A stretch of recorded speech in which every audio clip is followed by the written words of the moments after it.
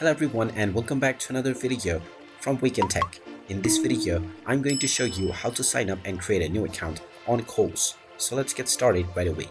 First of all, open up your web browser and then in the address bar type in kohls.com and press enter. You will now be taken into the official Kohls website. Now if you don't already have an account, click on the sign in button at the top right corner to proceed forward with creating one. You will then be asked to enter your preferred email address. You can use the same box for sign up as well as login. So enter your preferred email address that you wish to use for your new account and click on continue. You will then be asked to create your password. After typing in your preferred password, click on the create password button and now you will be asked to enter your first and your last name followed by your date of birth and your phone number. After entering all of these credentials, click on it complete your account and now you can click on it continue to proceed forward to your newly created account.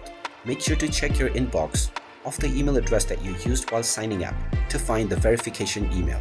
Once you find this email, click on the verify email button and your account will be activated right away. And there you have it. That is how easy it is to sign up and create a new account on Kohls.